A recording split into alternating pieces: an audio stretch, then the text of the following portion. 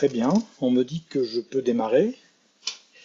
Eh bien, bonsoir à tous, je suis absolument ravi de vous retrouver tous cette année, encore très nombreux, nous sommes presque 200 inscrits. Je vois de nombreux conseillers des Français à l'étranger, des élus de la République, que je salue évidemment. Je salue également les membres des équipes des ambassades et les membres des équipes des consulats, que je vois aussi nombreux. Alors, j'arrive plus à suivre les entrées. Mais je salue au moins les élus et l'administration, évidemment. Et vous avez donc, après le succès qu'on avait eu l'an dernier, on s'est dit qu'on allait refaire des vœux en digital cette année pour l'ensemble de la circonscription et que cet exercice serait reproduit. 2002, ça va être une année un peu clé pour tous. On commence à imaginer qu'on va enfin sortir de cette pandémie. Il y a de plus en plus de gens qui disent que ça va se transformer en endémie. Puis ça va être une année particulière pour beaucoup d'entre nous, puisqu'il y a des échéances électorales. J'en profite, sans autre annonce, j'en profite pour vous remercier de la confiance que beaucoup d'entre vous m'ont faite pendant ces 5 années. Voilà, c'était quelque chose d'important pour moi et d'important aussi de voir que même si on n'est pas toujours d'accord, vous êtes nombreux à rester en relation avec moi et à m'accorder votre confiance. 2022 sera aussi une année très particulière en Europe, qui commence par une présidence française du Conseil de l'Union européenne, l'un des 3 piliers, avec un changement à la présidence du Parlement européen, où Madame Metsola a remplacé Monsieur Sassoli, dont je salue la mémoire. Il y a également dans la présidence française, il va y avoir des dossiers clés sur le digital, sur Schengen, sur le social, l'Europe sociale, sur l'Europe économique. Et vous savez que cette PFUE, cette présidence française, correspond à quelque chose qu'on analyse tous comme un engagement beaucoup plus fort et beaucoup plus clair de notre partenaire allemand dans la construction européenne. Voilà, je profite aussi pour remercier mon équipe qui est à mes côtés et qui vous sert. Je sais que beaucoup d'entre vous connaissent souvent plus mon équipe que moi, donc je tiens à les saluer et à les mettre à l'honneur ce soir puisqu'ils ont encore beaucoup travaillé. Et je vous présente donc à toutes et tous, à chacune et à chacun, mes vœux les plus sincères de réussite, de tout le meilleur, comme on dit dans beaucoup de nos pays, dans les langues locales, pour cette année qui s'ouvre.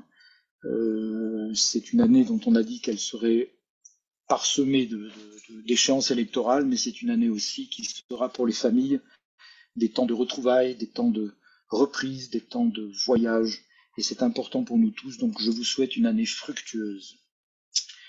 On a 1h30 devant nous, un peu moins maintenant, et nous avons décidé de nous retrouver autour de la jeunesse. Voilà, vous savez que ça va être le thème de l'Europe cette année, et on a décidé de donner la parole à des projets, à des initiatives de jeunes qui sont dans notre circonscription. Alors certains vous sont connus, d'autres sont moins connus, et on a gardé cette espèce de foisonnement et de bouquet de bonne année sur ces initiatives.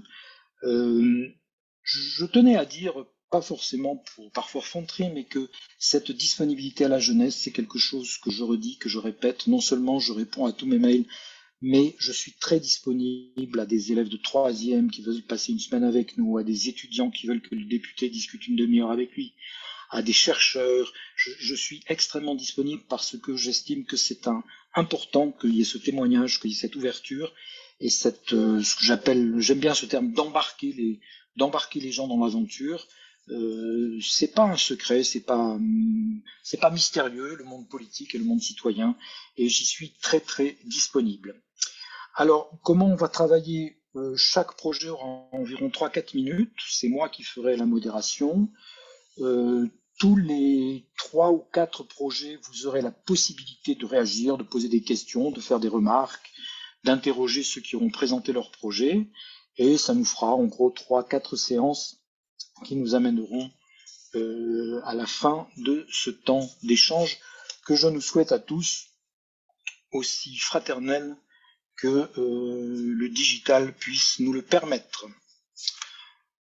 Je passe maintenant la parole, on commence, on dira tout seigneur, tout honneur, mais je passe la parole d'abord à l'Office franco-allemand de la jeunesse, dont, qui est parfois plus ancien maintenant que certains d'entre nous, quand on les voit sur ce truc. Je parle de l'institution, Madame la Secrétaire Générale, je parle de l'institution.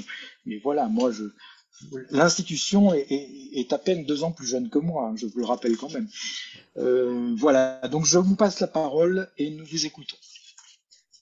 Bien, écoutez, merci, monsieur le député. Et évidemment, tout d'abord, mes meilleurs voeux à vous, mes meilleurs voeux de réussite de cette année, dont vous avez dès le début souligné les enjeux. Aussi, parce que vous nous proposez une formule là de début d'année tout à fait intéressante et évidemment qui ne peut aller qu'au cœur de l'OFAGE, c'est clair, mais en tout cas qui est à la fois sous forme de vœux et de réflexion et de travail. Et je trouve que c'est vraiment une très bonne entrée en matière. Donc, mes meilleurs vœux aussi, évidemment, à toute l'audience participante et ceux qui sont autour pour une année plus lumineuse que la précédente.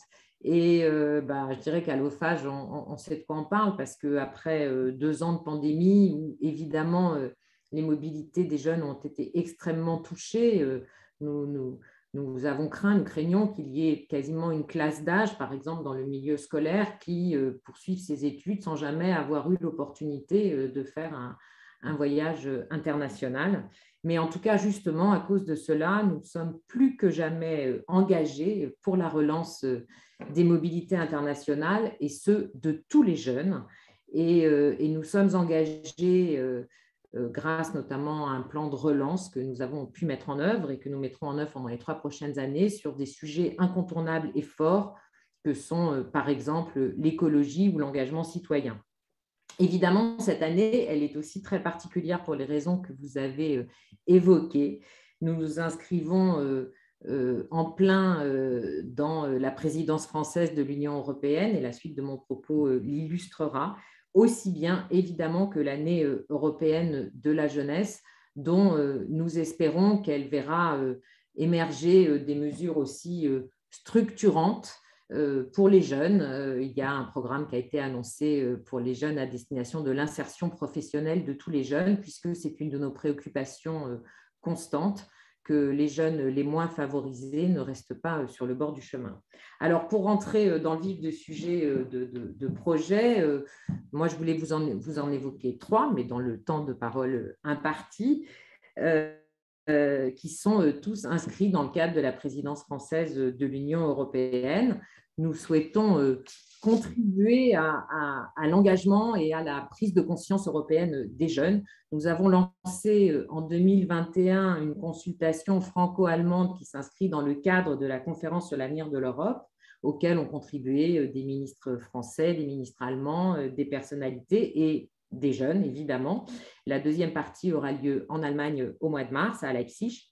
Et dans le cadre de la première partie qu'il y a eu, des jeunes ont défini eux-mêmes leurs priorités et ont élaboré 8 projets concrets visant à renforcer l'engagement des enfants et des jeunes dans leur commune et dans leur ville, en Allemagne et en France pour l'avenir de l'Europe. Ces mini-projets donc seront soutenus par l'OFAGE et présentés le 9 mai de cette année, qui est donc la journée de l'Europe. Parallèlement, nous avons soutenu une consultation en ligne qui s'intitule « Notre Europe, notre avenir », qui est le pendant allemand de la consultation en ligne en France, qui est réalisée par mec.org et qui a recueilli plus de 50 000 réponses des jeunes. Et nous avons soutenu le lancement en Allemagne. Elle est soutenue par le ministère des Affaires étrangères allemand. Nous espérons avoir plus de 30 000 réponses d'ici d'ailleurs maintenant bientôt à la fin de ce mois. Et nous allons comparer les réponses des jeunes Français et des jeunes Allemands et leurs attentes par rapport à l'Europe. Et nous en ferons une communication évidemment à la hauteur de ce que nous obtiendrons. Donc, ces actions s'inscrivent, elles, directement, elles sont labellisées dans le cadre de la présidence française, comme par exemple le second axe, second projet dont je peux vous parler en ce début d'année, puisque nous voulons renforcer tous les espaces de participation et d'échange autour du développement durable, qui est venu s'imposer à nous avec encore plus de prégnance depuis le début de cette pandémie. Nous contribuons à la conférence européenne de la jeunesse qui a lieu d'ailleurs la semaine prochaine, et ce via donc, des partenaires, puisque l'OFAGE travaille en s'appuyant sur un très fort réseau de partenaires, j'en vois d'ailleurs certains autour de l'écran aujourd'hui, via des partenaires qui sont issus du réseau que nous appelons Diversité et Participation, entre Berlin, Brandebourg et Paris-Île-de-France, et c'est un réseau qui est destiné aux jeunes les moins favorisés. C'est comment pouvoir renforcer le travail de jeunesse à l'attention de ces jeunes pour qu'ils soient le plus possible inclus dans les programmes de l'OFAGE. Madame la secrétaire générale, vous avez trop longue. largement épuisé votre temps et comme nous avons beaucoup de gens, nous avons 2 projets sur 3 bien présentés, donc je pense que ça fera partie du bouquet et ça commence bien le bouquet que nous voulons présenter, même s'il manque le 3e. Merci donc évidemment l'OFAGE au cœur de la relation franco-allemande. Je rappelle que quand l'OFAGE est créé, la relation franco-allemande n'est pas encore pacifiée, c'est important de le rappeler. Je vous rappelle aussi que l'OFAGE a un petit cousin dans ma circonscription, qui est l'Office balkanique de la jeunesse, qui commence à démarrer et qui commence à avoir des actions parrainées par l'OFAGE, évidemment. Donc je crois que vous êtes, malgré l'âge de l'institution, c'est une preuve vivante de l'engagement interculturel de la jeunesse.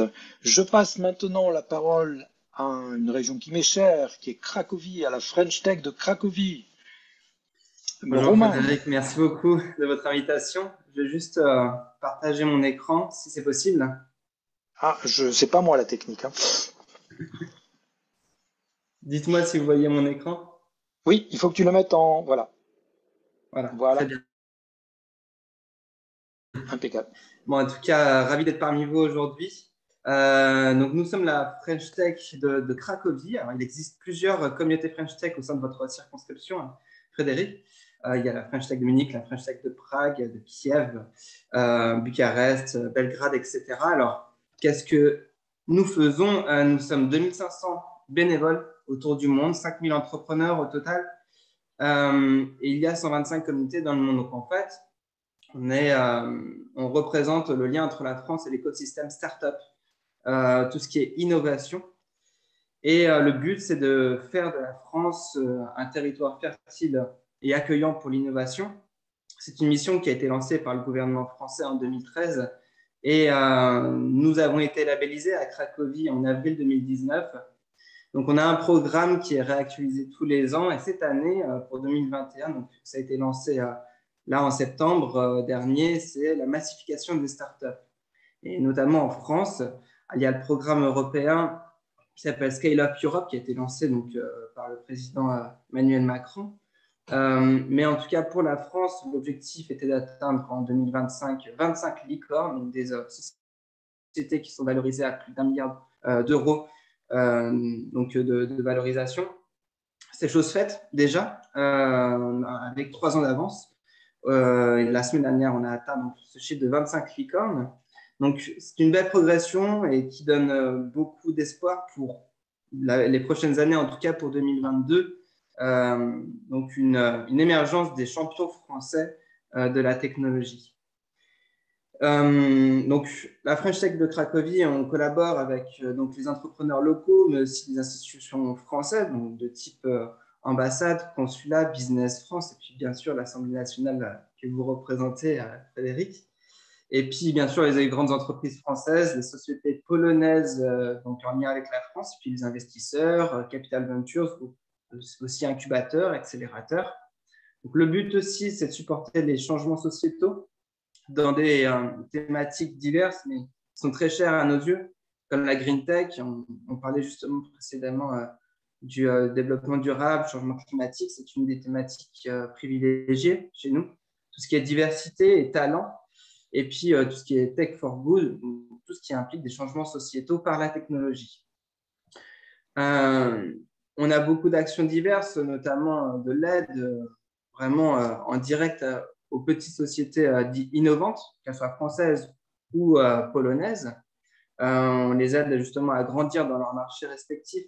On essaye de les faire collaborer avec les grands groupes locaux, mais aussi on lance beaucoup d'événements. Alors on les crée, on les co-crée. Le but, c'est vraiment de faire émerger des champions de la tech, mais aussi de pouvoir créer des belles histoires, créer des succès.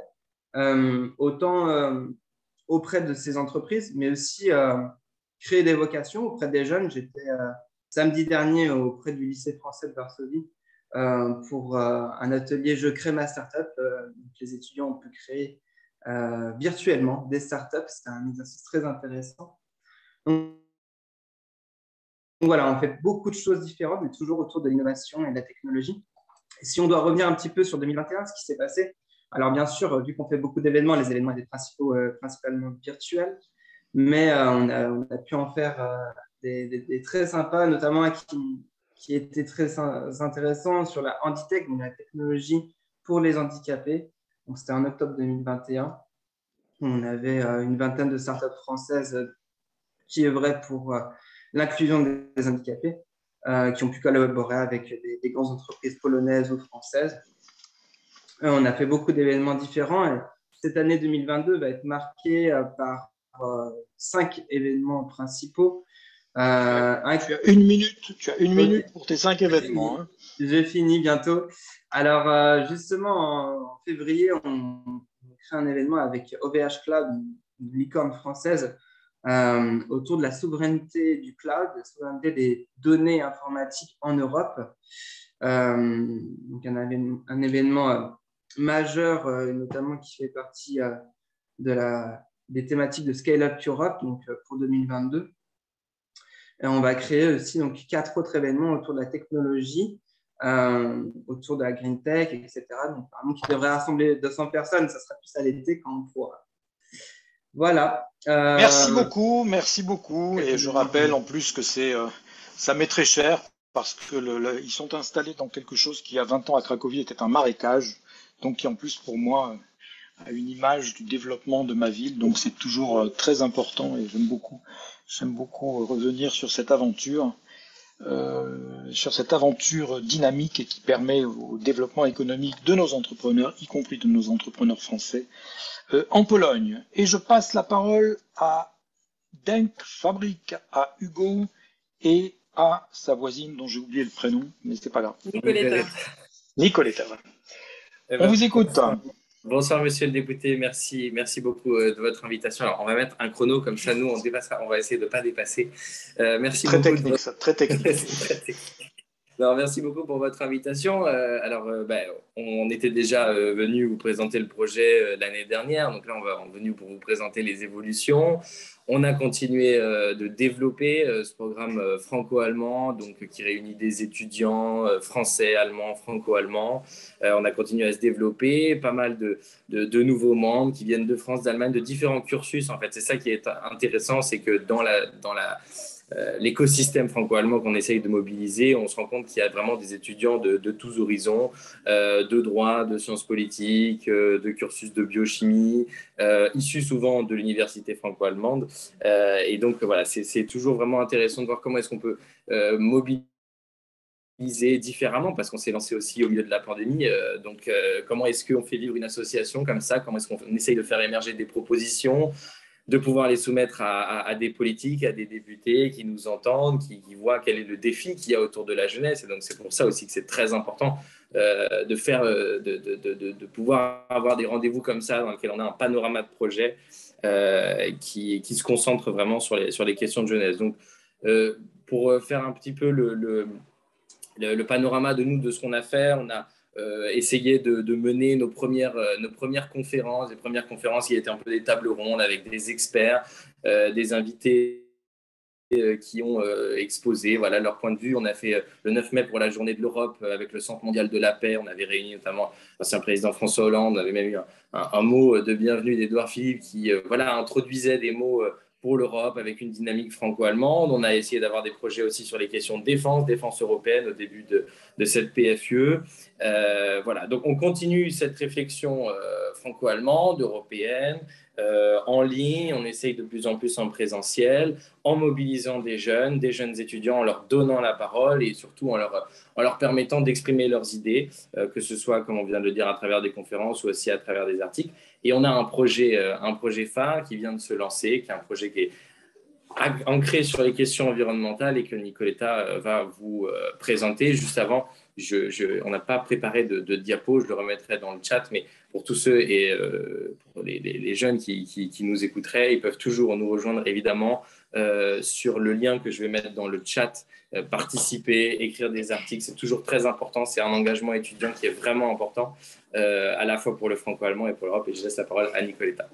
Alors, bonsoir monsieur le député, bonsoir tout le monde. Je vois qu'il me reste 3 minutes, donc je vais essayer d'être un peu concise. Je présente du coup un projet un peu plus en profondeur dans Denk Fabric. Il y a un an, quand on s'était retrouvés, je ne sais pas si vous vous rappelez, j'avais présenté Denk Meets. Pareil, un projet où on était 10 étudiants et on avait un petit peu essayé de voir comment on pouvait améliorer la jeunesse franco-allemande et on avait développé un livret de 20 idées pour la jeunesse franco-allemande qu'on avait présenté, notamment à vous justement. Et on s'est dit qu'il fallait qu'on change un petit peu notre approche. On a changé de thème déjà. Comme disait Hugo, on est parti sur le développement durable, qui est comment dire, un thème qui est déjà plus européen et qui est d'autant plus d'actualité maintenant. Et on a développé un concept où on va essayer de créer une plateforme, donc quelque chose de numérique, contrairement au livret justement qu'on distribuait et qui était vachement sur papier et qui ne se développait pas dans le temps. Alors que là, la plateforme, c'est quelque chose qui va se développer avec nous, qu'on va pouvoir compléter au fur et à mesure. Quand il y aura des changements, on pourra les ajouter. Et comme dit, c'est au-delà du franco-allemand, donc il y aura des aspects un petit peu plus européens. Et plus concrètement, on s'est axé sur 2 grands thèmes, qui sont la mobilité et la mode pour l'instant. On va essayer de voir si on va pouvoir inclure éventuellement, on ne sait pas encore, l'alimentation, parce que c'est aussi un thème qui rentre énormément dans le développement durable. Et on est parti sur une comparaison où on compare des marques pour la mode et on développe un système, une échelle pour mettre des notes aux marques et pour que les gens sachent si oui ou non la marque est green ou pas, et si c'est green ou si c'est du greenwashing seulement. Et pour la mobilité, on a fait...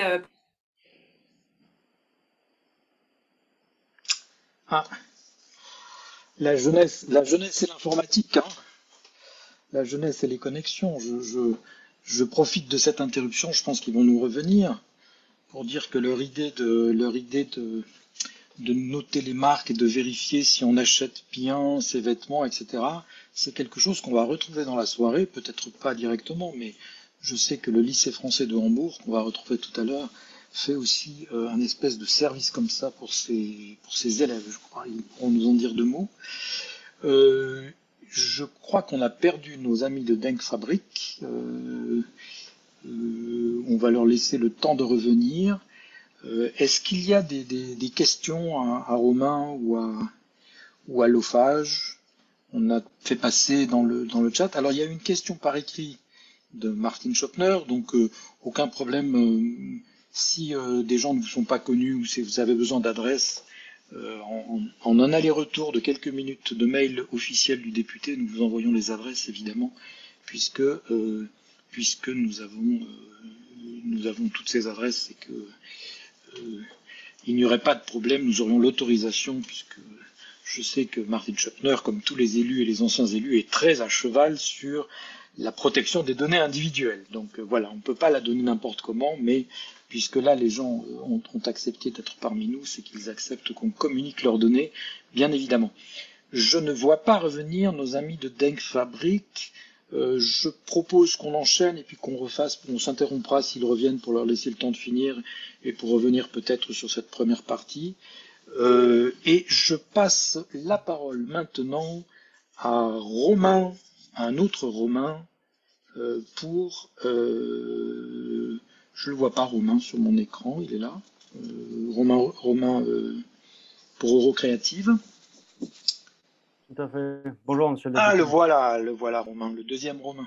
Exactement. Bonjour Romain, Eurocréative, à toi la parole. Tout à fait, merci. Je vous remercie tout d'abord vous et votre équipe de nous donner cette opportunité. Meilleurs vœux. Je suis ravi de pouvoir expliquer un petit peu ce que fait Eurocréative et je suis ravi aussi de pouvoir écouter ce que font les autres et les autres projets qui sont aujourd'hui sous le feu de la rampe. Plus personnellement, j'aimerais aussi vous remercier pour le travail que vous avez fait et qui s'est en partie accompli hier avec la résolution au Parlement. Je pense que votre abnégation et votre détermination concernant le Bélarus est une illustration de ce qui, des bénéfices notamment de la diplomatie parlementaire, et je trouve que c'est une très belle initiative. Toujours est-il, Eurocréatif, qu'est-ce que c'est? C'est un think tank sur l'Europe centrale et l'Europe orientale qui s'est créé il y a 2 ans à Varsovie, avec le but en fait de mettre en place une plateforme de réflexion sur cette région qui reste méconnue en France bien trop souvent. On couvre donc, qu'est-ce qu'on entend par Europe centrale et orientale? On entend les pays membres de l'Union européenne qui sont dans cette région, les pays de Visegrad, les 3 pays baltes, les pays des Balkans qui sont au sein de l'Union européenne, mais aussi les pays des Balkans occidentaux, les pays d'Europe orientale, notamment les 3 pays du Caucase, et on rajoutera l'Ukraine, la Moldavie et le Bélarus. Donc, pour en reparler, on a à peu près une quarantaine de collaborateurs depuis notre création, que ce soit des personnes qui ont été en stage avec nous, des personnes qui nous ont aidés à faire grandir cette structure, ou bien encore des personnes qui ont contribué via des articles, des entrevues, etc. Si je veux aller un peu plus vite et expliquer le fonctionnement de notre think tank, donc de notre plateforme de réflexion, pour franciser un petit peu cette expression anglophone, nous, ce qu'on fait, on a 2 objectifs en fait qui sont, le premier, c'est de renforcer la connaissance et l'intérêt pour l'Europe centrale et orientale en France, que ce soit à destination de la société civile et notamment à destination de la jeunesse, des étudiants, mais aussi à destination des élites politiques, des élites économiques, pour lesquelles, encore aujourd'hui, je pense que les méconnaissances, les clichés à propos de cette région et de ces différents pays, une région très diverse, hein, avec de nombreux pays, on compte une vingtaine de pays dans notre champ d'action, il reste beaucoup trop de clichés. Donc nous, on essaie de travailler sur ça. Et le deuxième objectif majeur de notre organisation, c'est d'aider au renforcement des relations entre la France et les pays de cette région, que ce soit au niveau politique, au niveau économique ou au niveau culturel et sociétal. Donc, via ces 2 objectifs, on a 2 piliers, je dirais. On a un pilier qui se rapproche plus d'une activité un petit peu médiatique, c'est-à-dire qu'on publie des publications, des articles très souvent d'opinion, assez courts, assez punchy, si je veux employer une expression anglophone, qui permettent en fait de donner un avis, tout en proposant des recommandations, tout en proposant des idées concrètes pour faire avancer sur un sujet, par exemple. On propose des entrevues, on propose aussi des outils un peu plus modernes, je dirais le podcast qui est devenu un outil incontournable pendant la période de pandémie, mais aussi un format qu'on essaie de développer en ce moment, c'est le format vidéo, à travers des explications format minute, des formats un petit peu plus longs de décryptage de l'actualité, voire prochainement aussi des formats encore plus longs d'entrevues, de véritables entrevues sur des questions un peu plus profondes et un petit peu plus générales, notamment sur l'Europe dans sa globalité. Donc ça, c'est le premier pilier qui correspond surtout à notre premier objectif de développer les connaissances et l'intérêt, de susciter l'intérêt pour cette région. Et le deuxième pilier, lui, est couvert plus par des activités, je dirais, de think tank ou de do tank. Ce sont des termes qu'on ne connaît que trop peu en France finalement. On a peu de think tanks, on a de très bons think tanks, c'est notamment vu à travers les classements de ces institutions, mais ce sont des think tanks qui restent très académiques.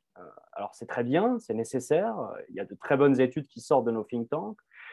Néanmoins, je pense que les think tanks ont aussi un outil, un rôle plutôt qui doit être un petit peu plus global, et notamment un rôle dans la diplomatie publique française. Je pense qu'on sous-estime encore trop souvent ces outils ou encore les fondations politiques. Et donc, c'est dans cette lignée que s'inscrit Eurocréative, qui essaye vraiment d'aider au renforcement des relations. Alors, quand on parle de relations politiques, par exemple, on ne s'attend pas à mettre en relation des ministres de différents pays entre la France et un autre pays de la région. On ne s'attend pas forcément à convaincre une entreprise du CAC 40 français d'investir dans un pays spécifique des Balkans. Nous, ce qu'on fait, c'est essayer de travailler sur ces relations qui sont un petit peu plus intermédiaires, c'est-à-dire essayer de travailler sur ces relations qui sont au sein de la diplomatie parlementaire, au sein de la diplomatie locale, si on parle politique. Si on parle de la diplomatie économique, c'est plus travailler sur les relations entre les petites et moyennes entreprises, et aussi, bien sûr, travailler sur les relations sociétales, qui sont une dimension que l'on oublie un petit peu trop souvent, je pense, aujourd'hui en France, notamment par le manque d'outils d'influence à notre disposition, et notamment, comme je le disais, ces think tanks. Une illustration concrète de notre Il faut activité. songer à conclure, Romain. Et c'est comme ça que je vais d'ailleurs conclure. Une activité concrète est notamment la réalisation d'un projet autour de la stratégie française dans les Balkans occidentaux que nous mettons en place en ce moment, c'est-à-dire l'identification des perceptions des parties prenantes dans les Balkans occidentaux à propos de notre stratégie française. Tout à la fois, nous avons essayé d'identifier des recommandations concrètes, plus ou moins générales, sur les 3 piliers que j'ai évoqués tout à l'heure, qui permettent notamment de renforcer ces relations en coordination, évidemment, avec les autorités françaises, la diplomatie française. Et nous étions notamment à Tirana ces derniers jours pour expliciter cette stratégie auprès du ministère des Affaires étrangères français et des différentes ambassades de la région. Voilà, je conclurai là-dessus avec des mots d'optimisme pour 2022 à travers une restructuration d'Eurocréative et essayer de grandir. Voilà. Merci bien. Merci Romain. Donc Eurocréative, quelque chose que je suis moi depuis l'origine. Un de mes jeunes collaborateurs quand il était stagiaire à Varsovie, s'est mis dans la barque, et je suis toujours très attentif à ces multiples antennes qu'ils ont un peu partout, de Prague à Tirana, et j'aime beaucoup ce travail de terrain avec, tout d'un coup, c'était eux qui avaient découvert ces gens qui étaient arrivés l'an dernier, que nous avions vus l'an dernier, pour ceux qui s'en rappellent, de la coopération théâtrale avec des jeunes bosniens de Banja Luka. Voilà, merci beaucoup. Je crois qu'on a récupéré notre Denk Fabrique. Donc, si vous voulez,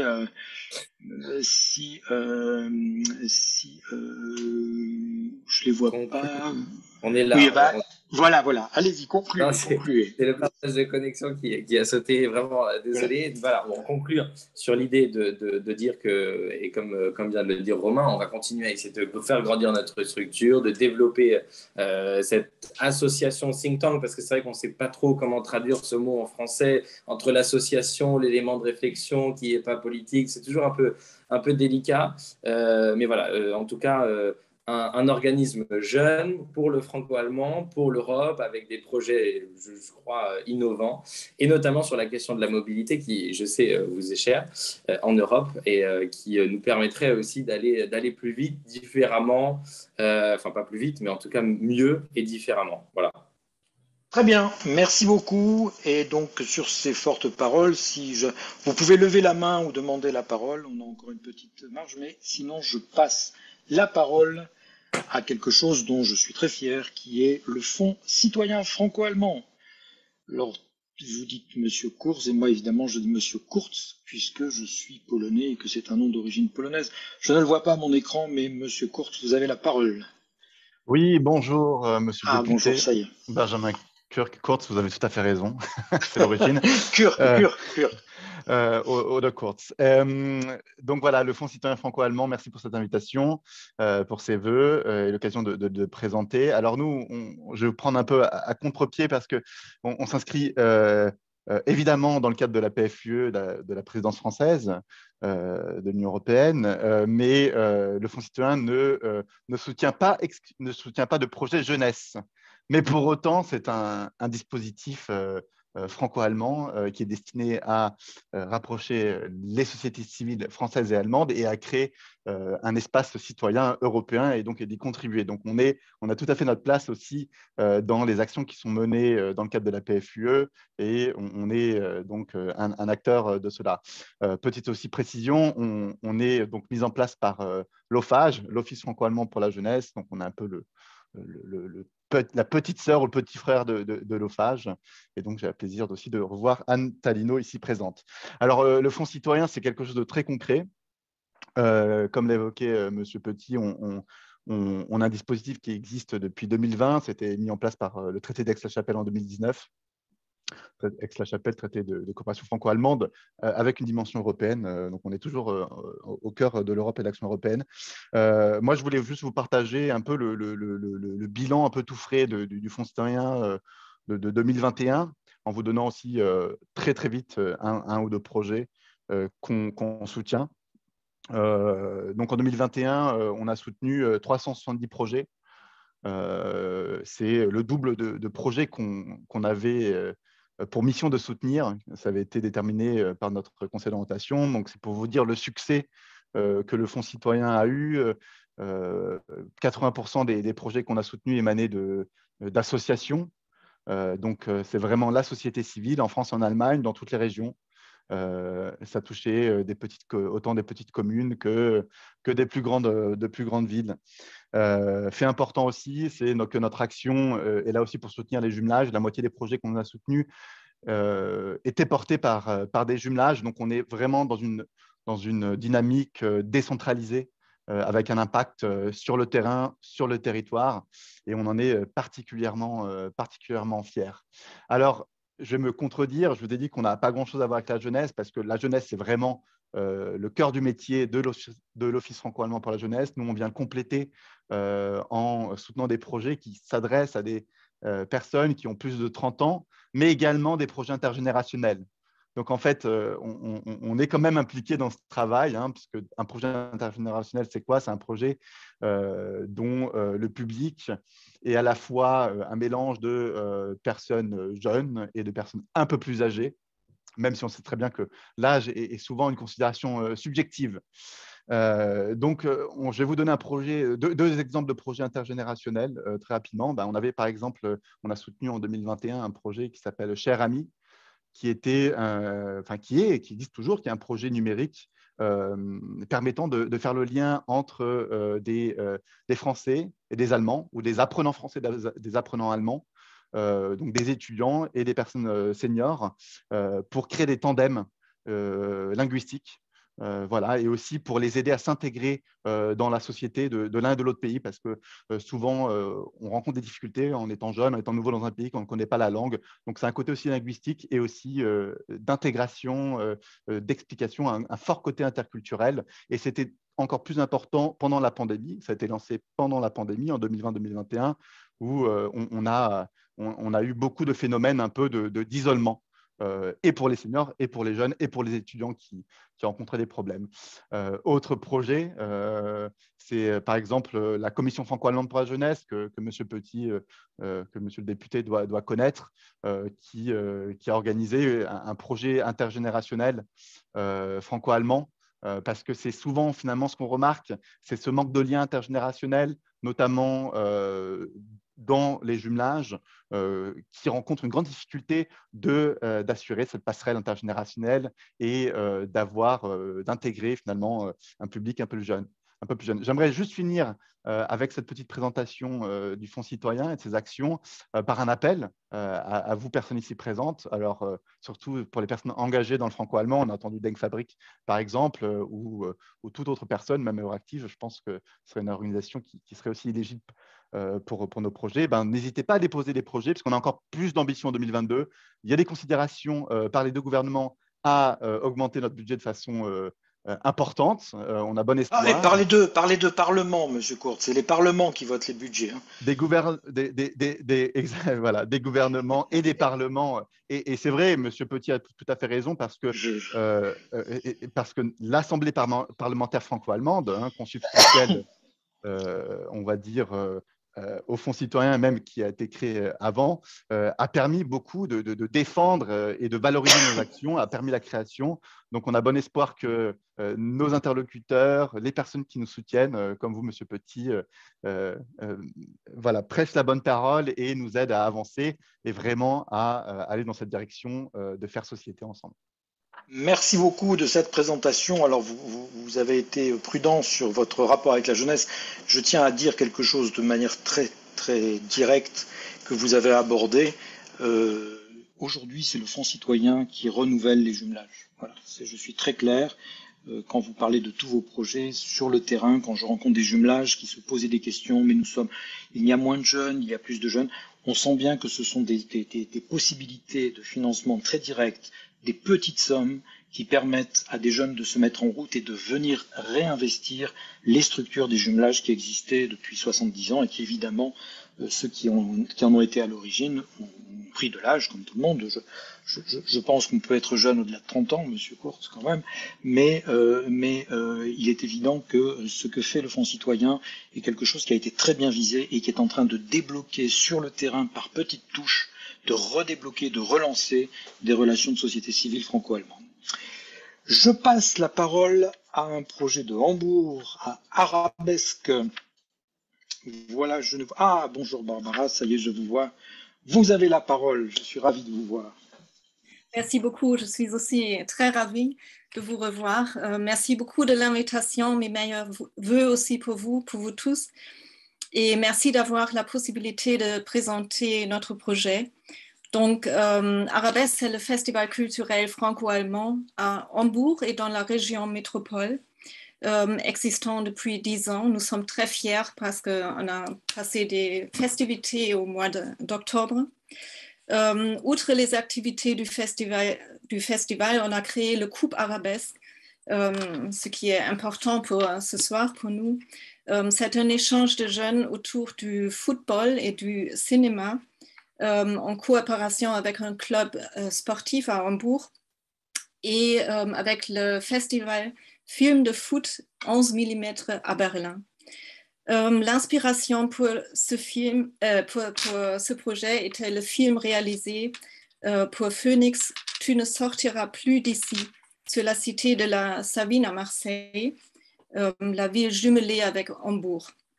Et c'est Ahmed Madi, un pédagogue, qui a ouvert les portes de ce quartier difficile et qui m'a demandé de faire quelque chose pour et avec les enfants défavorisés avec lesquels il travaille. On a eu beaucoup de chance parce qu'on était soutenu par l'OFAGE et par la Fondation Robert Bosch, ce qui a aidé beaucoup pour créer ce projet. On avait donc invité à Hambourg les jeunes Marseillais et c'était pas seulement un échange des balles, pas seulement, mais aussi pour briser les préjugés autour de plusieurs activités culturelles et aussi linguistiques. Une semaine très intensive avec des jeunes hambourgeois. Pour nous, c'était très touchant parce qu'il s'agissait vraiment des enfants qui n'étaient jamais sortis de leur quartier et donc on avait aussi un peu les soucis comment faire après ou qu'est-ce que ça va faire avec eux à Hambourg. Mais on va se revoir et je pense que c'est bien réussi ce projet. Avec Corona, c'était très difficile parce que bien sûr, comme pour tout le monde, donc on a créé le projet Kick-Off Insta, une plateforme numérique pour les rencontres interactives avec les Marseillais et les Hambourgeois. C'était pour discuter un peu le fair play, pour la participation sociale, discuter les rêves des enfants, l'identité, l'environnement et aussi l'Europe. Qu'est-ce qu'ils en pensent politiquement, même s'il s'agit de très jeunes joueurs. En 2022, maintenant, on espère bien de retourner au projet en présence au beau mois de mai à Marseille. Et je ne sais pas qu'est-ce qui nous arrive encore avec le corona, mais on est en train de faire le planning. Merci. Merci beaucoup. Alors, vous savez que beaucoup d'entre vous savent que je suis né à Marseille, que j'ai des engagements dans ces quartiers nord. Barbara a dit des quartiers difficiles. On parle, pour ceux qui connaissent, on parle des quartiers nord de Marseille. Voilà. Et je peux dire, je pense, Barbara, qu'on peut considérer que c'est plus que des quartiers difficiles. Et effectivement, quand je vois ce que veut dire pour des jeunes, même s'ils sont assez doués pour le foot, de venir à Hambourg, ils ne parlent pas la langue, ils ont tout à découvrir la sortie de leur quartier. Et j'avoue que ce projet était assez impressionnant de sincérité et de contre-pied avec la réalité. J'aime bien ces contre-pieds ou des choses qu'on n'attend pas. On a l'impression qu'Arabesque a une tradition un peu culturelle préservée et tout d'un coup, ce que l'OFAGE appelle les JAMOU, les jeunes avec des moindres opportunités, se retrouvent à Hambourg et se retrouvent à devoir découvrir une ville, découvrir une langue, eux qui avaient l'impression que personne ne les regardait. Est-ce qu'il y a des questions? N'hésitez pas, on a un petit break. Sinon, je peux demander, moi,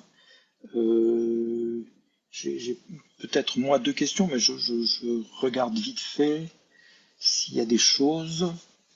N'hésitez pas non plus à prendre la parole pour féliciter, hein. Je vois qu'il y a des mots de félicitations qui circulent. On peut les faire par oral. Alors, si je peux me permettre de revenir, je vais revenir vers Anne Talino, comme ça on va lui demander de profiter de l'absence de questions pour présenter son troisième projet, si elle est toujours avec nous. Peut-être une petite question auparavant à Barbara sur le côté. Je sais que vous avez aussi un côté qui part vers l'Allemagne, qui part vers la Pologne. Donc, où vous en êtes? Est-ce que vous pouvez nous présenter un peu ce qui s'est passé depuis qu'on ne s'est pas vu et où vous en êtes de cette espèce de triangle de Weimar, des villes hanséatiques et du port de Marseille? Oui, mon idée depuis longtemps, c'était aussi d'ouvrir le festival un peu plus sur l'Europe.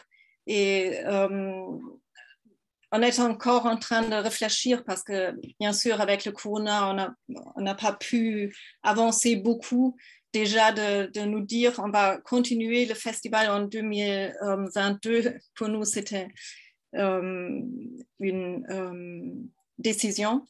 Mais j'aimerais bien, parce qu'on a toujours dit avec le festival franco-allemand, ce n'est pas seulement franco-allemand, bien sûr, parce que tous les artistes, tous les acteurs culturels, c'est très international, la rencontre. Mais je pense le triangle Weimarer, also das Weimarer Dreieck, le triangle Weimar. De Weimar. C'est vraiment très important pour l'Europe et de faire revivre ces relations-là dans les disciplines culturelles. Ça peut être très, très enrichissant. Mais je pense qu'on est aussi soutenu par le Fonds citoyen franco-allemand et on remercie aussi beaucoup à M. Kurz. Mais pas pour la Pologne, pas pour la Pologne. On ne va pas ouvrir le débat. C'est pas pour... Oui. Madame Talino, si vous voulez nous présenter votre troisième projet en 1 minute et demie. Merci, monsieur le député. Alors, 1 minute et demie, on va faire plutôt que dire. C'est un projet tri et intéressant justement parce qu'il est trinational, c'est-à-dire c'est France, Allemagne plus un pays et pourquoi pas un des autres pays de vos circonscriptions. Ça s'appelle L'Europe commence dans ta ville, c'est aussi labellisé présidence française de l'Union européenne. Et dans le cadre de ce projet, c'est environ, cette année, ce sera environ 260 jeunes Européens qui se rencontreront lors de visites mutuelles donc dans les villes participantes. Et pendant ces rencontres, on va faire des activités, des manifestations qui visent à impliquer le plus possible les jeunes dans les processus de décision locaux et régionaux. Donc, c'est un projet pour développer la participation des jeunes dans la prise de décision au niveau local. France, Allemagne et un pays de votre circonscription. Voilà, là j'ai été magnifique. Eh bien, écoutez, voilà, Sarajevo, Banja Luka, n'hésitez pas, tout est possible. Sofia, il y a des gens de Sofia autour de la table. Donc, et Sofia aurait bien besoin que les jeunes décident un peu de pouvoir respirer. Merci beaucoup en tout cas. S'il n'y a pas d'autres questions, je passe la parole aux compagnons du devoir. Oui, bonsoir, monsieur le député. Ah non, monsieur Robin. Oui, bonsoir tout le monde, tous mes meilleurs voeux. Merci pour votre invitation. Donc ce soir, nous sommes 3, nous sommes en force. Donc je m'appelle Yvick Robin, je suis délégué à l'international et aux Outre-mer pour l'Association ouvrière des compagnons du devoir. Je suis accompagné de Claire Newman qui prendra la parole juste après moi. Et nous avons Léo Mauchamp à qui on a demandé de participer puisqu'il vient de nous rejoindre comme chargé de projet européen. Donc, la thématique était toute donnée pour sa mise en place. Tenez dans 4 minutes. Hein. Oui, je vais vous présenter l'association brièvement et puis ensuite, Claire nous parlera de projets européens qui sont en cours.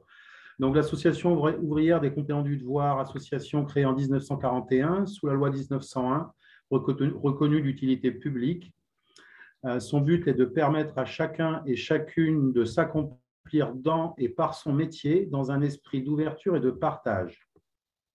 La formation s'articule sur 3 piliers qui sont le métier, le voyage et la vie en communauté. Donc, quand on parle de métiers à l'association, nous sommes dans les métiers opératifs, les métiers manuels. En termes de chiffres, l'association, c'est 1200 salariés, c'est 600 formateurs. En termes d'apprenants, c'est 10 000 jeunes formés par an de 15 à 25 ans, du CAP à la licence professionnelle, avec, comme vous le connaissez peut-être, dans le cadre du perfectionnement, ce qu'on appelle communément chez nous le Tour de France. Donc, après l'apprentissage, donc l'obtention du premier diplôme, le jeune peut choisir de rentrer donc, sur le Tour de France et de se perfectionner en voyageant de ville en ville et d'entreprise en entreprise et de pays en pays. Donc, sur un parcours de perfectionnement Tour de France qui, en général, dure 5 ans, un jeune aura à cœur de faire une étape à l'international dans un pays de son choix, qui peut être la circonscription de monsieur le député ou le monde, tout simplement. Donc, hors pandémie, on est à plus de 400 jeunes dans plus de 60 pays tous les ans. Sur la rentrée de septembre, ce sont 215 jeunes qui se sont répartis à travers principalement l'Europe, mais également d'autres destinations. Et pour ce qui est de votre circonscription, monsieur le député, donc ce sont à peu près 40 jeunes, 23 en Allemagne, 7 en Autriche, 1 en Hongrie, 3 en Roumanie, 1 en Lituanie, 6 au Luxembourg et 2 en Pologne. Donc dans divers métiers, hein, ça va de la charpente à la menuiserie, à la cordonnerie, boulangerie, pâtisserie, etc. Hein, tous les métiers que l'on peut porter. Nous portons plus d'une trentaine de métiers dans 4 filières. Les filières sont le bâtiment et l'aménagement, les métiers des matériaux souples, les métiers de l'industrie et les métiers du goût. Voilà pour la présentation de l'association et des mobilités longues. Je laisse la parole à Claire pour éventuellement les mobilités courtes, Erasmus Pro, puisque tout ça, ce sont des mobilités un petit peu différentes, et bien sûr les projets européens. Merci beaucoup. Bonsoir, monsieur le député, bonsoir à tous. Oui, donc pour compléter un petit peu les propos de mon collègue Yvick, en Europe, nous proposons également des mobilités courtes pour les apprentis. Jusqu'à 800 apprentis partent chaque année pour une mobilité de 3 semaines en Europe, dans plusieurs pays dans vos circonscriptions. Nous envoyons aussi de plus en plus de jeunes apprentis en Erasmus Pro, donc mobilité longue de 3 à 12 mois, dans un centre de formation ou en entreprise, ou alors les deux. Ça, c'est une nouvelle forme de mobilité qui est en développement et qu'on soutient de près. Outre l'étape à l'international, nous proposons aussi des stages techniques de 1 ou 2 semaines pour aider nos itinérants sur le Tour de France à acquérir une technique spécifique dans leur métier qui est particulièrement intéressant dans un autre pays européen. Donc, ça, c'est pour les chiffres. Je tenais aussi à vous présenter quelques projets européens sur lesquels on travaille avec des partenaires de la formation professionnelle, notamment en Europe, dans ces territoires et qui visent à faciliter plus de mobilité à l'avenir. Donc, le premier projet s'appelle Timba, et comme le nom suggère, il vise à établir un cadre européen des certifications dans les métiers du bois pour les charpentiers. Et l'objectif, c'est de mieux se comprendre en fait, entre les différents pays sur ces formations pour les charpentiers, et puis d'augmenter les mobilités en favorisant justement la reconnaissance des diplômes et les mobilités dans les parcours de formation de nos charpentiers. Deuxième projet. Madame Neumann, si vous voulez laisser de la place à votre dernier intervenant, il faut accélérer un peu. Je connais la rigueur allemande sur les horaires. Donc Très, très rapidement, le deuxième projet, c'est un projet qui s'appelle Artefera. C'est une école, l'objectif, c'est de mettre en place une école européenne de la ferronnerie d'art franco-roumaine. Là, on construit sur une coopération avec l'association Maria à Tibenesti.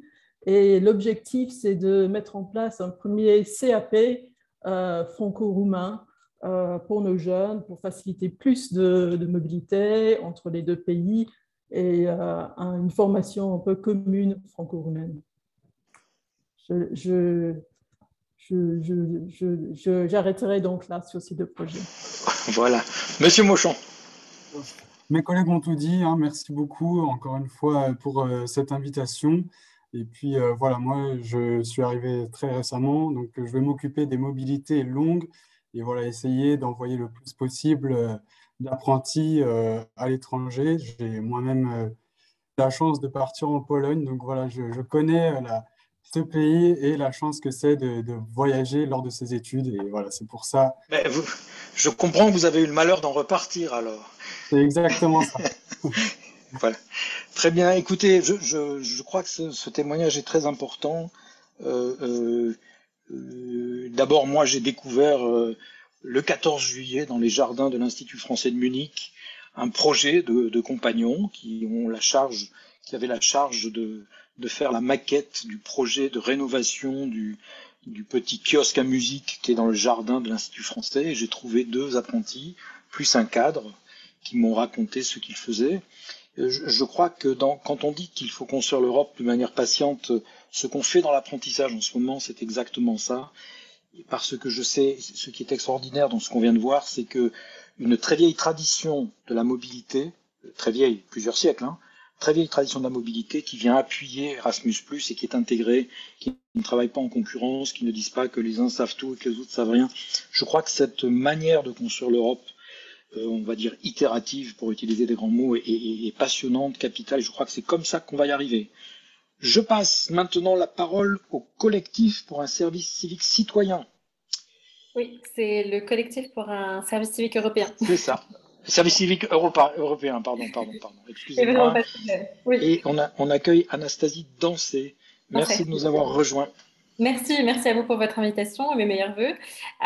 Donc, notre projet, le projet du collectif pour un service civique européen, c'est de créer un service civique européen, du coup. Et on s'inscrit dans la PFUE, et d'ailleurs, le président français a repris notre projet et on travaille, du coup, avec le gouvernement français pour la création d'un service civique européen. Tout d'abord, on pourrait se poser la question pourquoi on a créé un service civique européen, parce que on s'est rendu compte que la mobilité européenne n'était pas accessible à tout le monde. On s'est rendu compte que c'était souvent le même profil de personnes qui partaient à l'étranger, notamment avec les programmes tels que Erasmus, et on a voulu ouvrir la mobilité à tout le monde, et c'est pour ça qu'on a créé notre association, et je vais vous expliquer plus en détail ce qu'on essaye de mettre en place, du coup. Donc, un service civique européen, c'est des jeunes qui peuvent partir en service civique. Je pense que tout le monde connaît le service civique français. Ça n'existe pas dans tous les pays européens, mais le service civique en France est très développé. Donc, c'est par exemple des jeunes Français qui font leur service civique en France pendant 6 mois auprès de jeunes Européens et après ont la possibilité de partir dans un autre pays européen, encore européen de solidarité, si vous connaissez ce programme qui est financé par l'Union européenne. C'est un programme de volontariat européen. Donc c'est un jeune Français qui en fait, ça peut être un jeune Français comme ça peut être un jeune Européen, d'ailleurs, enfin, on essaye de le développer partout, qui fait ses 6 premiers mois en France. Pourquoi on a développé en fait ce projet en 2 phases? Parce qu'on s'est rendu compte qu'il y a beaucoup de jeunes qui ne connaissaient pas la langue, par exemple, donc ça bloquait à la mobilité européenne, ou qu'ils avaient peut-être peur de partir dans un autre pays qu'ils ne connaissent pas. Donc c'est pour ça qu'on a décidé de faire en 2 phases, 6 mois chez soi, globalement, mais avec des jeunes Européens qui, eux, seront en 2e phase du programme, qui seront déjà encore européens de solidarité. Donc, ils travailleront main dans la main en binôme. Donc là, on a déjà réussi à construire ce projet depuis 2020. 2020, il y a eu la première promotion qui a été à Metz de 24 jeunes, donc 12 Français, oui, 12 Français et 12 Européens ensemble. Et cette année, on a réussi à doubler cette expérience parce qu'on a 2 promotion en ce moment même de 24 jeunes à Metz et 24 jeunes à Strasbourg. Donc, on essaye de développer ce projet partout. D'ailleurs, on a réussi à avoir un accord avec le service civique. On travaille avec Unicité en France, mais après, on a des partenariats partout en Europe. On se développe assez facilement et assez rapidement pour le moment, surtout que, comme je viens de vous l'expliquer, le président a repris notre projet et donc voilà. Pour faire un peu plus vite, comment on fait lorsque les pays n'ont pas de système de volontariat national, parce que ça n'existe que dans 6 pays européens pour l'instant, le service civique. Donc en fait, ce qu'on fait, nous, c'est qu'on essaie de développer un service civique national d'abord dans un pays pour pouvoir créer un européen.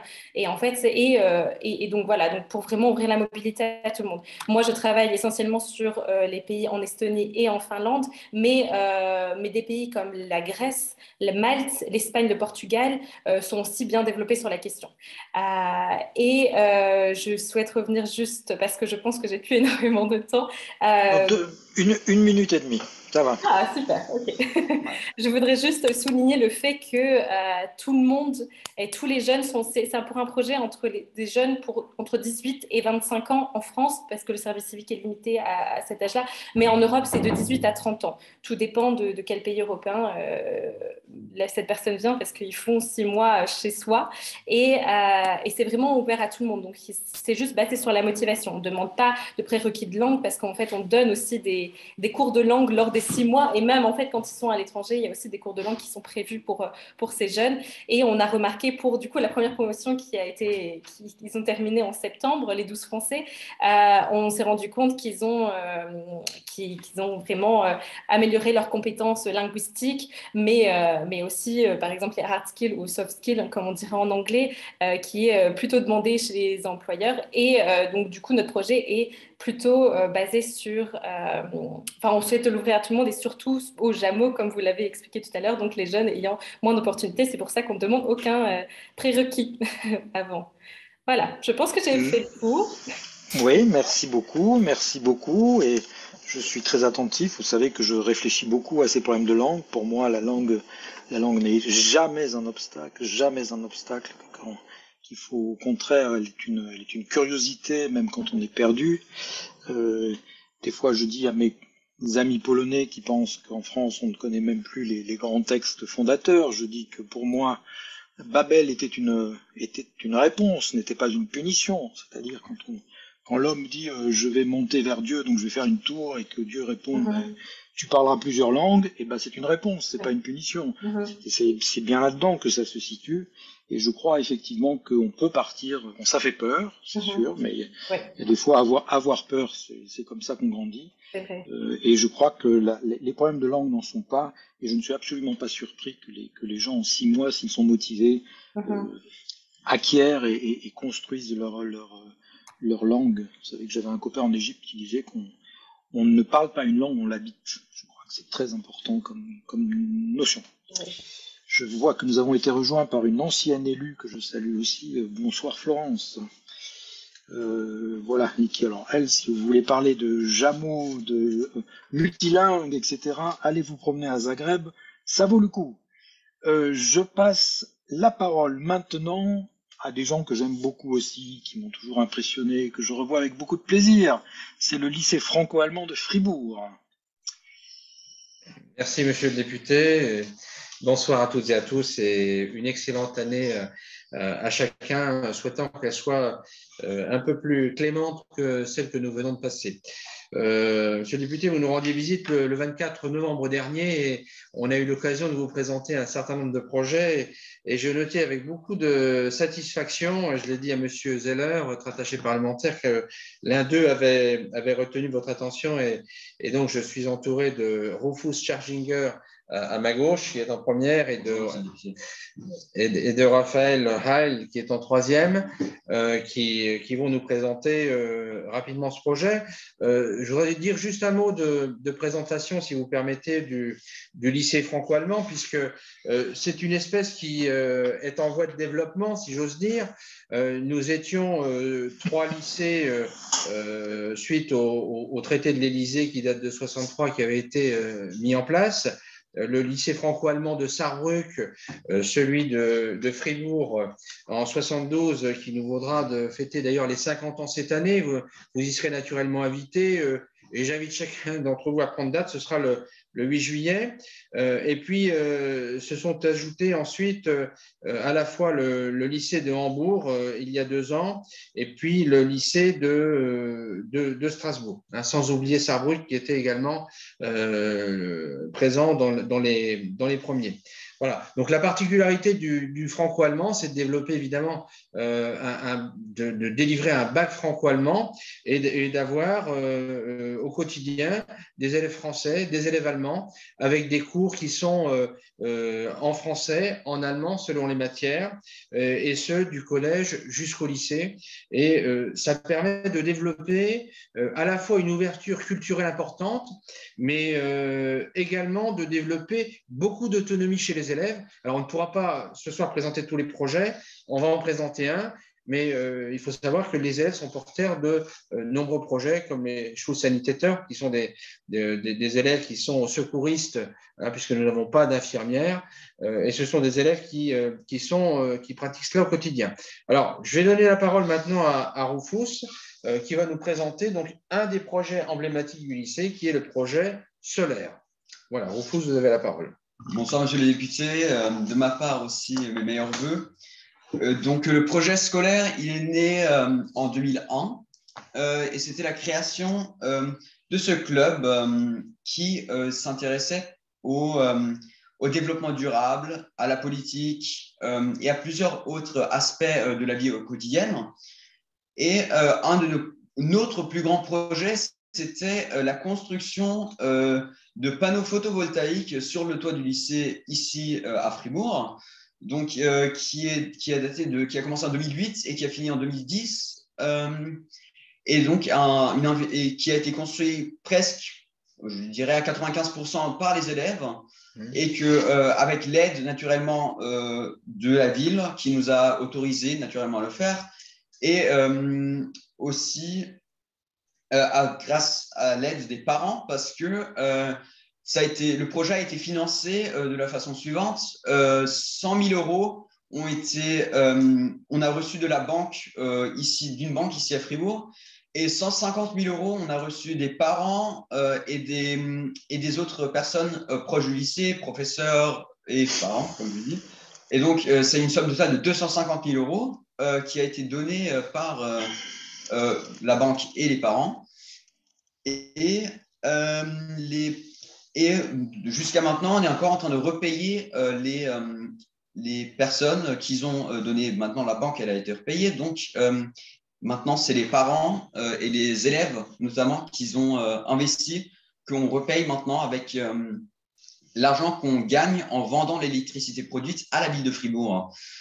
On vend toute notre électricité produite, on la vend à la Badenova, qui est l'entreprise qui s'occupe de la gestion d'électricité et d'eau de Fribourg. Oui, Rufus, je vois passer des questions, donc je voudrais juste préciser des choses parce que tu l'expliques très bien, mais c'est tellement exceptionnel ce genre de projet que je précise bien d'abord qu'il s'agit d'un projet solaire et non pas scolaire.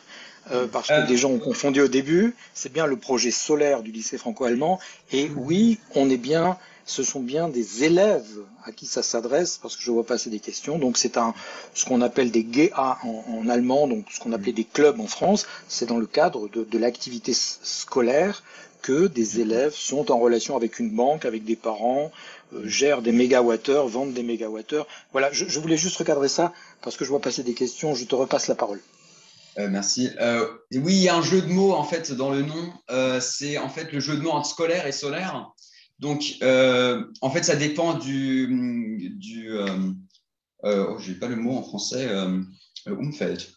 Ça dépend du lieu dans lequel on parle. Donc, parfois c'est scolaire, parfois c'est solaire. Ça change parce que c'est le jeu de mots. Voilà. Ça change ça dépend de contexte. Et donc, c'est vraiment une entreprise qui est gérée par les élèves et aussi naturellement encadrée par 2 professeurs, mais qui ne sont pas là pour diriger le club, mais pour, comme j'ai dit, encadrer.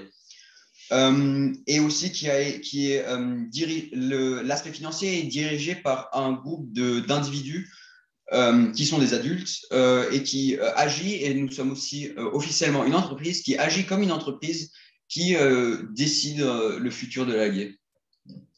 Voilà, ceci est tout de ma part. Très bien. Merci beaucoup, Rufus, parce que c'est un sujet pas facile. Je précise que bon, vous avez eu assez peu de temps pour préparer, parce qu'en même temps, ils sont dans des épreuves de bac blanc et autres. Et merci à vous deux d'avoir présenté tout cela, parce que c'est un projet emblématique du LFA qui s'inscrit dans une démarche plus large, vous l'avez compris, monsieur le député et collègues autour de la table, qui est un projet de développement durable qui est porté par le lycée de Fribourg, et on est notamment dans les projets de Ten à Ten, par exemple, tous les mardis à 10h pour présenter un certain nombre de projets. Voilà. Si vous avez des questions, naturellement, nous sommes ouverts, et je vois le chat là. Donc, merci Isabelle Picot pour les félicitations que nous transmettons aux élèves. Et je crois que vous devez voir le toit du lycée du franco-allemand de Hambourg sur vos écrans si mon partage a marché. Merci beaucoup. J'ai vu passer beaucoup de questions.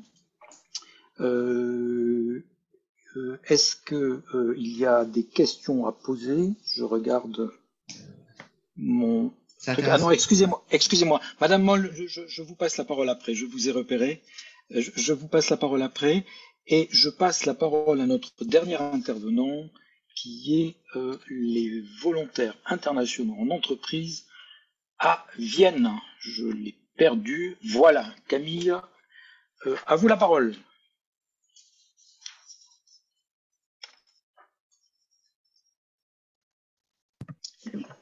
Ça marche là. C'est bon.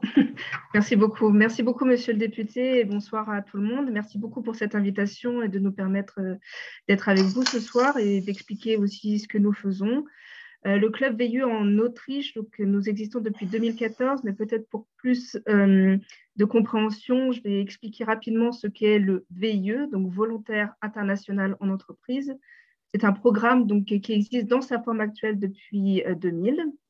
C'est un programme qui est donc mis en place par l'agence de l'État Business France, donc qui est responsable pour soutenir les entreprises françaises à l'export et qui est aussi responsable pour attirer les investissements étrangers vers la France. Le programme VIE fait partie des nombreuses prestations que propose Business France aux entreprises françaises donc, qui souhaitent s'exporter et donc développer leurs projets à l'étranger. Le VIE, donc le volontariat international en entreprise, qui a aussi une variante, volontariat international en administration, donc s'adresse aux jeunes de 18 à 28 ans qui sont diplômés ou qui ne sont pas diplômés. Et donc l'idée de ce volontariat, c'est de partir pour une durée entre 6 mois et 24 mois à l'étranger, donc soit dans une filiale française à l'étranger ou n'importe quelle entreprise, mais cette entreprise à l'étranger doit avoir un lien juridique avec une entreprise en France, ou donc en administration. Donc là, on parle bien des administrations françaises à l'étranger. Donc ça peut être Business France, ça a été mon cas par exemple. Ça peut être aussi l'Institut français, lycée français, etc., etc. Nous, le club VIE, donc, comme je l'ai indiqué, nous sommes créés en 2014 sous l'impulsion suivante, à savoir que la communauté VIE en Autriche grandissait beaucoup. Il y avait de plus en plus de jeunes qui venaient en Autriche donc, pour faire cette mission de volontariat. Et il n'y avait pas de structure, entre guillemets, d'accueil pour animer une communauté et leur permettre de se rencontrer, d'apprendre à se connaître, d'échanger leur expérience sur leur mission ou sur leur vie privée, et également pour peut-être plus les amener à connaître le pays dans lequel ils faisaient leur mission. C'est pour cela donc, que nous avons créé ce club. C'est une structure qui n'a aucun fonds juridique, qui est juste rattachée à l'association Club VIE en France, donc, qui est une association globale internationale. Et donc ici en Autriche, nous sommes une équipe de 5 personnes pour animer et proposer différentes activités donc, à ces VIE, mais également à ce que nous appelons les anciens veilleux, c'est-à-dire des jeunes qui ont fait cette mission veilleux en Autriche ou ailleurs et qui sont maintenant en Autriche et qui continuent à travailler, habitent ici, etc. Donc voilà, on s'est donné comme objectif, quand on s'est créé, de proposer une fois par mois un événement. Peu importe que c'est pour... l'idée, c'était de garantir aux veilleux et aux anciens veilleux un moment où ils étaient sûrs de pouvoir se rencontrer.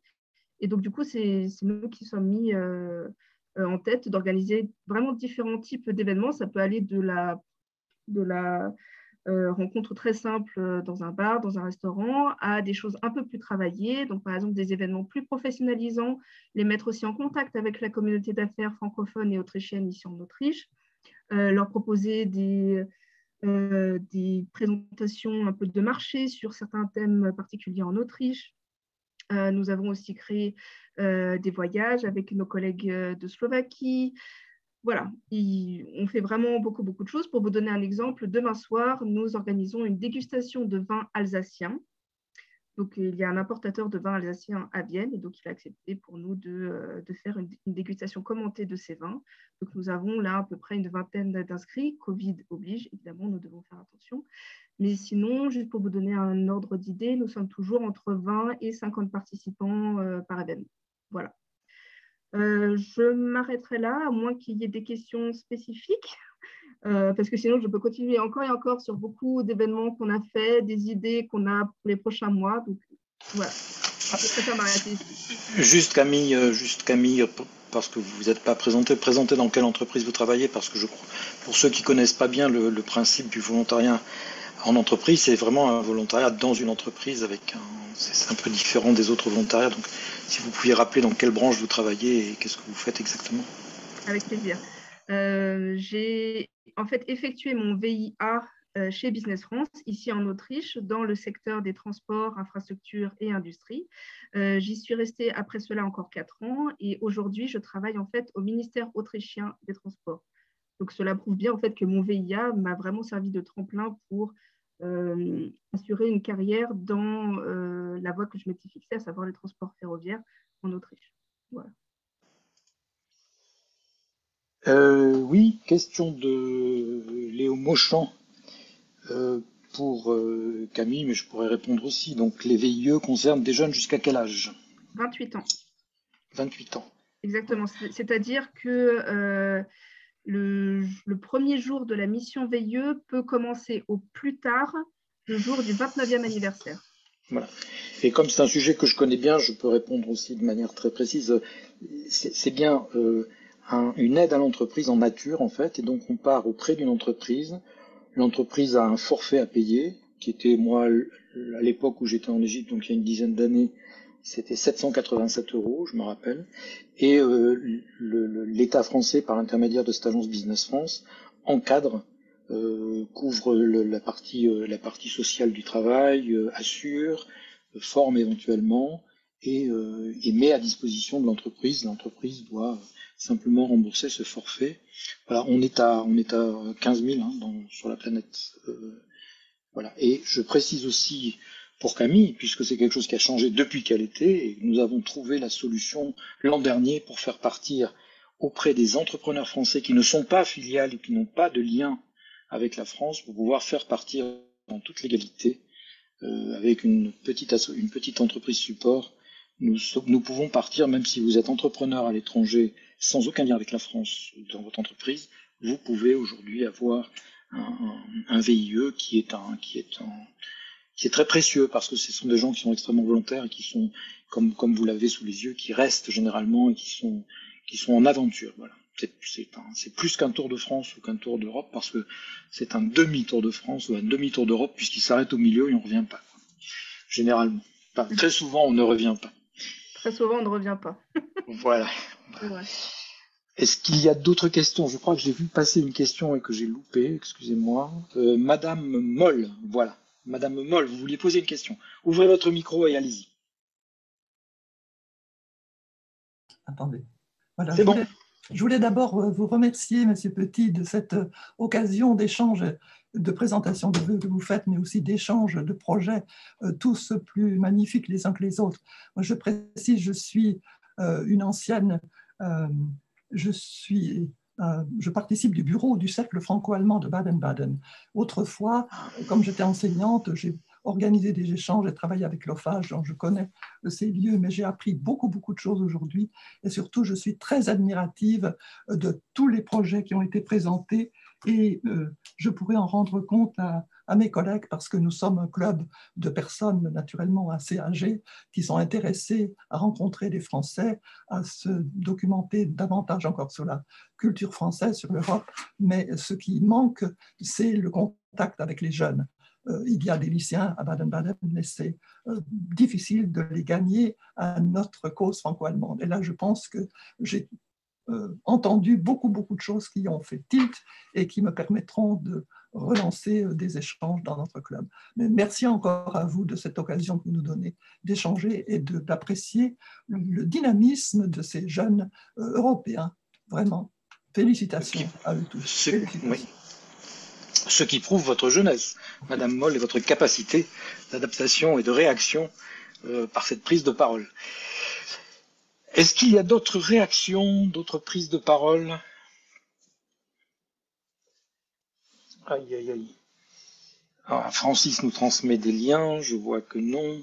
N'hésitez pas. Donc, s'il y a besoin de liens, je le redis encore, d'abord, je réponds à mes mails. Donc, si vous avez une frustration, s'il y a une question qui n'a pas été posée, vous pouvez écrire aux députés, je vous réponds. J'ai une circonscription qui fait que je ne serre pas les mains sur les marchés tous les samedis matins comme mes collègues en France. Par contre, je réponds à tous mes mails. N'hésitez pas, et on peut aussi faire la banque des adresses, la banque des sites internet, les échanges pour ceux qui veulent. Il y a énormément de projets qu'on n'a pas vus aujourd'hui et qui existent dans tous les coins de la circonscription, dans tous les âges, dans tous les types. Entreprises, associations, volontariats de toutes les sortes. Donc n'hésitez pas, quand vous avez le quart de la moitié du commencement d'un projet, vous pouvez venir et nous dire est-ce que ça n'existe pas déjà quelque part, et je suis sûr que 9 fois sur 10 on vous répondra. Voilà, merci en tout cas à tous, merci de votre engagement, merci de votre patience, de votre écoute. Je vois que tout le monde est resté, que tout le monde est toujours là. J'ai oublié de citer, je vois le lycée franco-allemand, donc dans les clubs du lycée franco-allemand, il y a une coopérative des fringues, je ne sais plus comment vous l'appelez, mais je sais que vous avez certains des jeunes collègues qui font une espèce de bric-à-brac ou de fringues pour noter les fringues, comme on l'a vu tout à l'heure dans un autre projet, et pour dire qu'il faut acheter ça, c'est plus durable que ça, que tel vêtement. Je ne sais plus exactement comment s'appelle, monsieur le proviseur, votre projet, mais j'ai oublié de faire cette petite jonction que j'ai découvert aujourd'hui moi aussi. Voilà, en tout cas, merci à tous, bonne année, on repart vers l'avenir. Vous savez, on dit en provençal, à l'anquevin, si siem pas mai, c'est pas mai, ce qui veut dire, à l'an qui arrive, si nous ne sommes pas plus, qu'au moins nous ne soyons pas moins. Alors généralement, ça se dit dans la famille, c'est mon père qui me disait ça tous les ans, mais on peut le dire aussi pour les concitoyens d'une circonscription aussi plaisante et aussi riche et dynamique que celle que j'ai l'honneur de représenter depuis 4 ans. Bonne année à tous et à bientôt.